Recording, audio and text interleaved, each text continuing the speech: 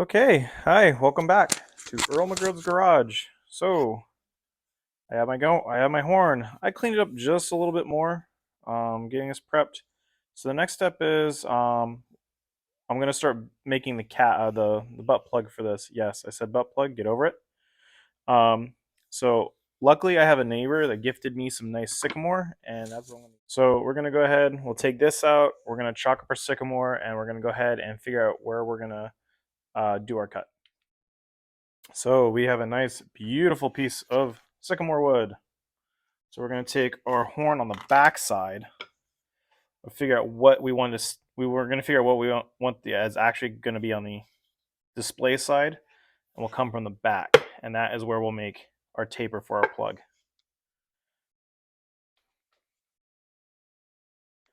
All right, so we got our piece of wood chalked up. I'm going to take a piece from here. I really like the coloring and the striation of the wood. So I'm just going to take my plug, kind of figure out how I want it going to be oriented. And I think right there is going to be fine. This is a pretty good looking piece of wood. So I don't really think it matters where we take it. It's just going to look good. So I got my circle cut. Luckily, sycamore is a very soft wood. And I'll go ahead and use my coping saw to cut out that circle.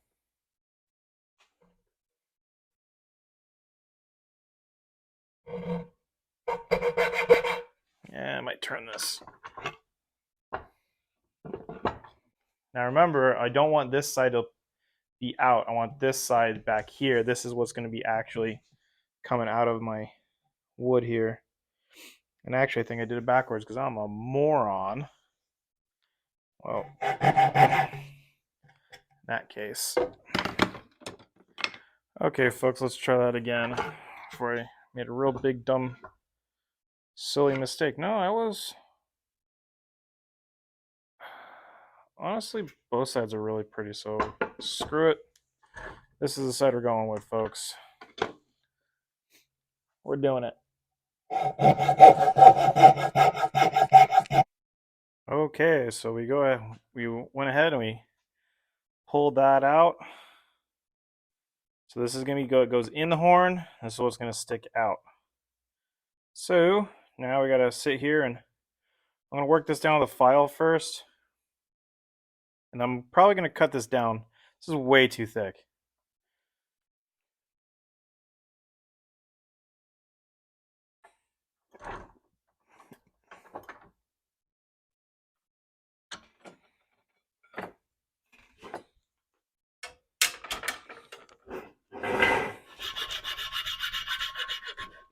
So I'll go ahead and we'll just hit this with a rasp again. And we'll just smooth out a lot of these cut marks. Kind of get it. Let's flip this around to this side. This is the side I actually did with a pencil. And we'll go ahead and just work all that down till it's pretty good and level all around. We'll trim it and then we'll start working on the taper. All right, so we got this knocked down pretty good. I'm going to go ahead and trim probably about a third of this off with either my rip saw or my hacksaw. But then I just want to say, so in this process, what you would normally do, and I'm not doing this because it would stink, and I don't want to do it, is you normally heat oil to about 350. You would dip this in the oil, heat it up, and then you would actually use a swage or something that's another tapered plug, and you would stretch this until it was perfectly concentric, and then you could just use a plug, slap it right in. We're gonna hand fit this, and that's all right. It'll be fun. I did this last time. It's not so bad, and I think it'll look good when we're done with it. So, all right. So go ahead. I went ahead. I trimmed about that much off the plug.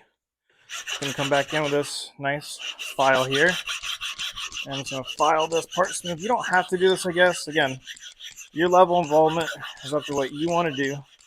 But for me, again, I like to do this part and just get this faced off after I did that cut.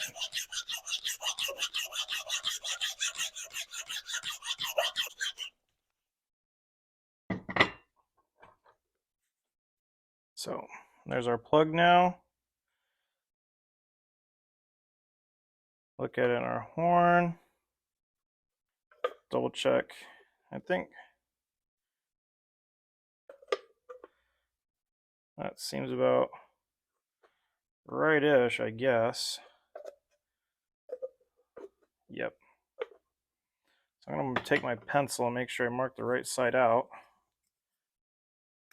Out. So that way I remember where. And then I'm going to go ahead and take this and figure out where I kind of want this to lay. Again, this is probably making it a lot harder than it needs to be. You really, doing it with the hot oil and stretching it out using the tapers will probably easier than what I'm about to do, but this is a lot of fun too. Again, like I said earlier, there's not necessarily 100% right way to do this. A lot of ways to skin this cat. So I'm just trying to make sure that the way I face this is the right way. So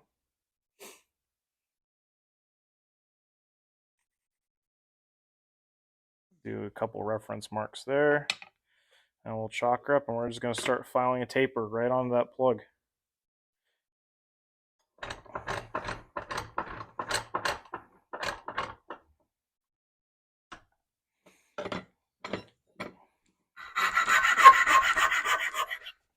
Now, if you had a sander, this would be a hell of a lot easier.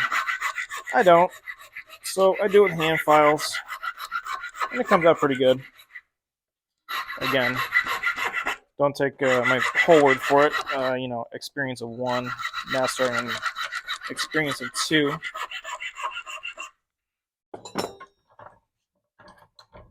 But you just want to file it.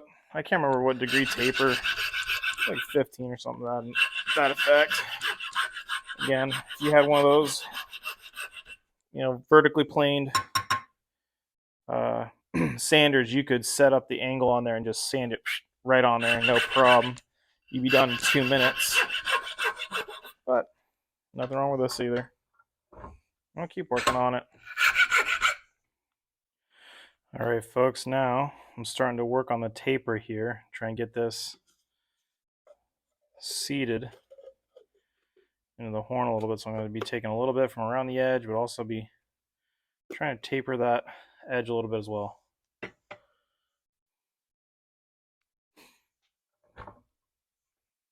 Again, using my double cut mill file here. This thing's been a workhorse for this portion of the project. All right, now you can see I'm starting to get a little bit here, starting getting closer. This is actually kind of nestling in well. So now we're just going to take our time and work it real slow until we get it. I won't say flush because I do like to round it over, but it's getting there. We're getting somewhere. All right, you can see now we got it fitted in there pretty good, but I'm going to cheat because by golly, it's the 21st century. We're going to throw a little JB Weld epoxy on there, and we will call her a night, folks. Okay, folks, mix up a little JB Weld 5-minute epoxy. We'll slather it on the horn here. Last time I did this on the plug, and it was really, really messy. But I think we do it just inside the horn here. I did prep this a little sandpaper, get some of the gunk off, because remember there was there's a live tissue growing inside of here, much like your nail bed, to feed the keratin here to help it grow. All right, like that. Okay, so I got this chalked up in my vise, holding it up. Yes, it's epoxied on. No, not historically correct. However, it will work. It'll help hold powder and help keep it watertight. So we're going to let that cure overnight. We're going to file the edge over. And then, boys and girls, I think we'll get ready to start working on the spout next. All right, so we've let the epoxy cure. We got some snot hanging down. We'll clean that up with a file. Now I'm going to take my mill file and I'm going to start rolling over and smoothing this edge over. So you kind of get like a little dome. It won't be huge, but it'll be cute. All right, so we've worked that over. This is not my best work, and I'll admit it. But this is just for me, not for anyone else. And honestly, I'm okay with it. This is going in the field. This is going to be, I'm not going to get my feelings hurt if this gets messed up or whatever. So, that being said, they did have some friends ask for their own, and I will try to have a bit more attention to detail on theirs, since they're going to be decorative pieces. But for me, we know where the quality line can be. Okay, all right. So I've gone through, I sanded the sycamore. You see that nice pattern came out. I really like that. I think it's pretty. I gave the horn just a light sanding, kind of take down some of the file marks, but now we're going to start necking this down to help build our spout. And I think what I'm going to do with my spout as well is along this longitude, after I get this neck down, I'm going to score it with the hacksaw, and I'm going to cut some lines straight down like that. I think it'll kind of be a neat little pattern. So we're going to begin working on that. So I think pencil mark was still kind of there, a little bit here and there. So we take our handy dandy hacksaw, and we're not going to go deep. We're basically just going to give ourselves just a little line.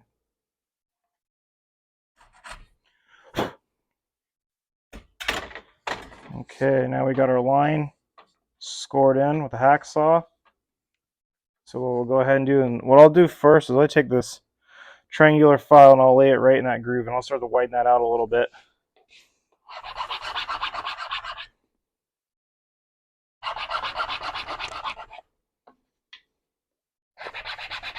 Just follow it around,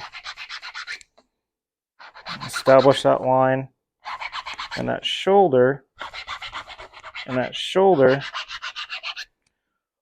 is where I'm going to work against with my mill file and start really, I want to whittle this down to this shoulder. I want to leave this big and chunky so that way my leather strap can hold on around that ledge. Okay, so I got my initial line set in. So now I'm going to take, notice the side of this mill file even has cuts here. And that's what I'll use to work this initially. And I did that last time and it really seemed to work. So we're going to start off with this real coarse mill file. We're going to hang it in that edge and just begin to work. And this will move a lot of material pretty quick. So, and this I'm not going to do back and forth. I'm going to just kind of stick it in. I'm just going to push. I'm going to kind of turn the horn and go over like this. I'm getting the most effect out of my stroke. As you can see, as we pull back the layers, we're getting more of that black that was at the tip as the white part starts getting peeled away. Okay, so you can see I've worked this over now. I've gotten this down to a good enough ledge. I could probably go a little more, but I think that'll do. Little leather strap and a lark's head not ought to do it. So now I'm going to take my hacksaw. I'm going to do a line here, a line here, a line here. You know, kind of do my 4-axis or my 2-axis, and then I'll try and divide it by half if I can.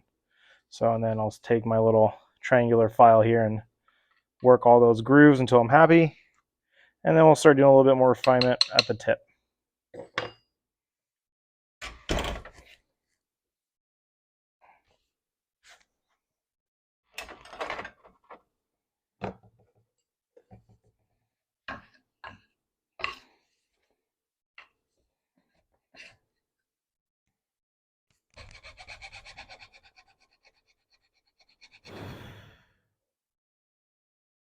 All right, now you can see I got my lines etched in right there. So I'm going to go ahead and set those a little deeper, and then I'll start refining the spout a little bit. Round this over. And then I think I'm going to hit this a little bit with a cabinet scraper to smooth it out. Maybe a little, I need a little sandpaper down here, maybe a finer file. But we'll get this thing cleaned up, folks. Alright, so I got my channels cut that I like. Now I'm going to start taking this really fine double cut file. I'm going to start working this over, and this tip I'm going to start rounding it over and knock this edge off. And this I'm just going to do by hand in the air and just at an angle and just run that file over that edge and break that edge over and start rounding it in. I think it's going to look really good. And don't worry about trying to go fast right here. This will take a little bit of time, but it'll be worth it. Just take your time and enjoy it. I think that's a nice little detail. I got the spout rounded over. I think that's fair enough.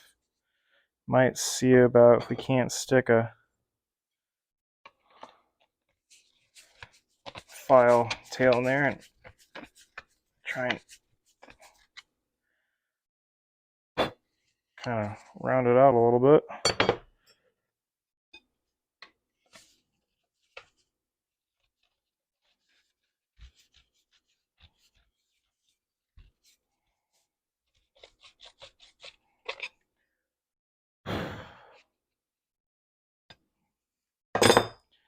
Now we'll go over with a really fine file. Start really clean this up. Alright, now we're going to bust out the old paint scraper. Because I don't have a card scraper. I don't know how to make one. I'm going to get there someday. We're going to use this tool instead to kind of scrape the horn lightly.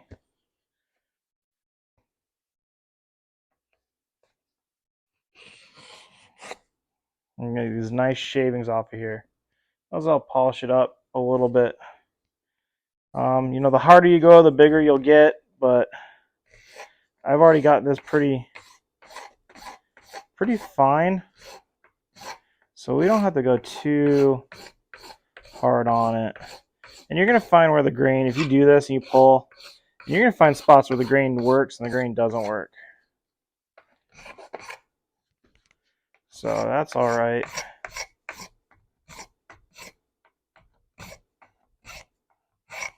I'll show you. You can see the difference right here in that line of scraping versus no scraping. So just going to go through and lightly scrape. Watch for the color changes. Move my tool to where I don't see shiny or I see dull. Like I said, a actual wood scraper would be much better for this. Like a card scraper, you know, a nice piece of sheet metal with a good burr on it. A couple different sizes would be fantastic. I'm sure the pros have that, but again, probably when I start working on maybe my other muzzleloader projects, that might become a new skill to learn. Speaking of, I ordered a new stock for my Thompson Center Hawken that my grandfather gave me. So we are going to dress up my plain Jane Thompson Center Hawken and make it a real abomination. It will not be historically accurate, but it will hopefully be more comfortable to shoot and will be more pretty. We're gonna do a curly maple stock on it. We're gonna do a full length stock, a nice brass muzzle cap, a big brass butt plate. Yeah, I think it's going to be real nice. It's going to be a big challenge. My plan and intention is to also record that. So hopefully you can share in on my misery and my learning and hopefully my success. So we'll see how that goes. All right, folks. So I got this worked down pretty good. I'm pretty happy with this right now. So next what I'm going to do is I'm going to go ahead and drill the holes for the staple. and that is how we're going to attach the back end of the lanyard to this horn. So I'm going to go ahead and I'm going to drill that. I'm going to actually epoxy the stapling because I did this for a friend's horn. I didn't do that. I didn't get a good seal, and air moves through it. So I'm going to do that to try and hedge my bets. And what I'm going to do is I'm going to figure out where my staple is going to go, push it in really hard to get some little dents started, and then I'm going to find some really undersized bit and drill the holes. Then I'll mask it up with some masking tape. I'll do the epoxy in there and drop the pin in. I think, folks, we're going to call it a night there, okay? All right, I got my holes marked out.